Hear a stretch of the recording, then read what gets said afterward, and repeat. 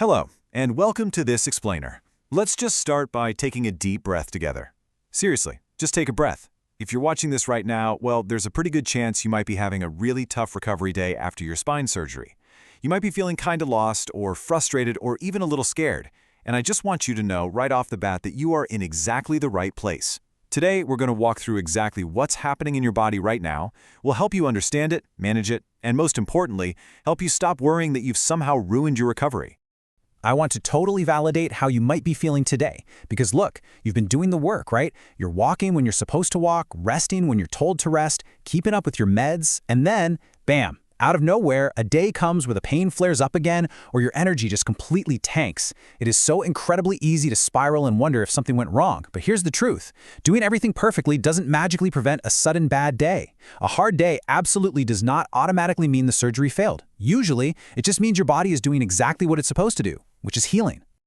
All right, let's jump right into Section 1, the reality of recovery.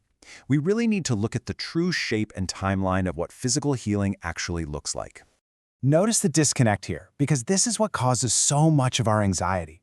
We all kind of go into surgery expecting recovery to be this perfect straight line pointing upward, Steady, predictable progress every single day. But the biological reality? It is a winding line. It's full of great days, quiet pauses, and yes, moments that feel exactly like you're sliding backward. That winding recovery is actually much, much more common than anyone expects.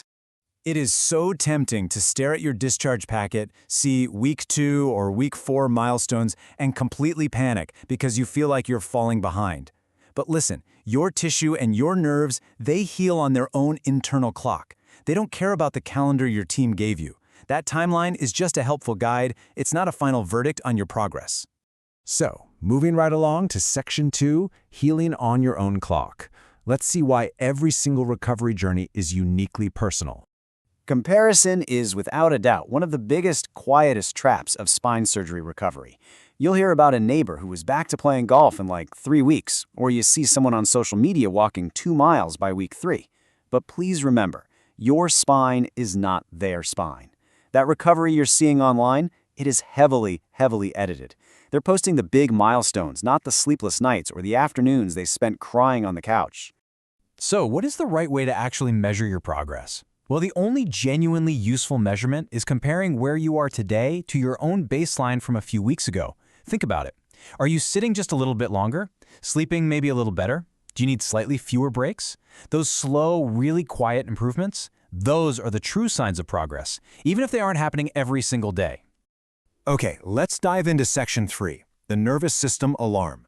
We're going to look at the biology of why pain might suddenly flare up even when your surgical site is actually healing perfectly. Now, what's really fascinating here is a concept called central sensitization. I know it sounds super clinical, but here's what it means. A lot of folks have spine surgery after dealing with compressed nerves and awful pain for months or even years. Because of that, your nervous system has been processing pain for a very long time, and it stays highly, highly sensitive. The pain signals basically get louder, and your threshold for what even registers as pain drops way down. Your body is essentially stuck on high alert. Think of it literally like a home alarm system that's been cranked up to maximum volume. Surgery fixes the structural danger. The intruder is gone, but the alarm system itself is still incredibly sensitive. It can take weeks or even months for your body to fully realize the danger has passed and finally quiet that alarm down. So, a really bad day doesn't necessarily mean the surgical site is failing. It probably just means your alarm system is still recalibrating. And understanding that biology perfectly sets us up for Section 4, detective, not the defendant. It's absolutely crucial we talk about how to mentally manage a tough day without spiraling into a pit of self-blame. On a really bad day, it is just basic human nature to desperately look for the mistake. Did I sit too long? Did I bend the wrong way? Did I completely ruin this surgery? You start acting like a defendant on trial. But here's the thing. Blame is not a useful tool for recovery. Instead, I want you to try being a detective. A detective doesn't judge, they simply gather information. Oh, sitting in that particular chair increases my pain? That's information. Getting terrible sleep last night made today worse? Also information. Just gently notice the patterns without punishing yourself. And hey, if there's a caregiver watching this explainer with you right now, I want to speak directly to them for a quick second.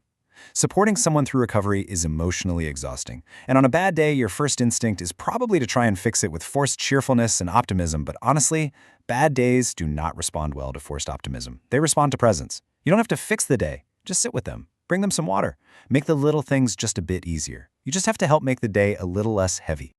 All right, for the patient, when that heavy day hits, you need a plan. Welcome to Section 5, the Bad Day Reset. Let's walk through a super practical, actionable blueprint to get you physically and mentally through today. If today is just really hard, I want you to try these 5 simple, totally imperfect steps. Number 1, pause. You don't have to judge your entire recovery journey based on today. Number 2, eat some simple fuel, like a piece of toast or some yogurt. Number 3, move gently if you're able to, literally just a short walk to the kitchen and back. Number 4, take your medication exactly as prescribed. Please don't try to be a hero today. And number 5, rest. These small, basic pieces give your body the space to do the vital work it is already trying its best to do. I really want to emphasize this because it's so important. Rest is not the opposite of recovery. Rest is a highly productive part of your recovery. Taking your prescribed pain medication and choosing to just lie down and close your eyes, those are not signs of weakness. You're not giving up. On a genuinely hard day, resting might actually be the single most productive thing your body can possibly do. Now, while bad days are totally normal, we also need to be smart. Which brings us to Section 6, when to call your team.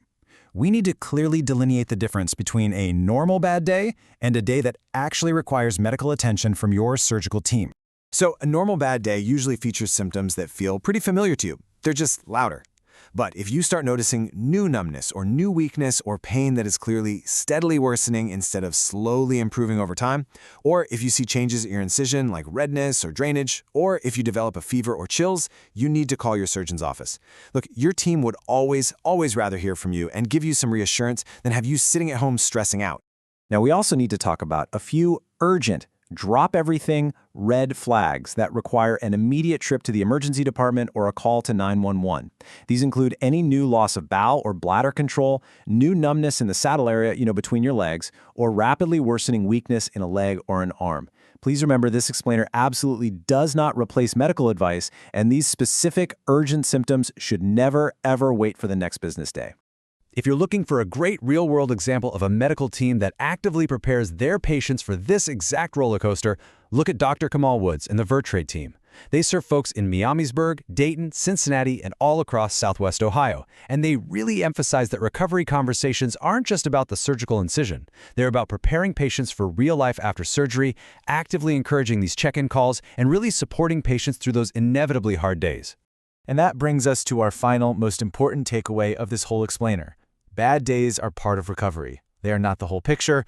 If something feels clearly different, call your team. But if it's just a heavy, winding day on your path to healing, I want to leave you with this question. Will you be the detective today? And give yourself the grace to let your body heal on its own time. Take care of yourselves, and we'll see you in the next explainer.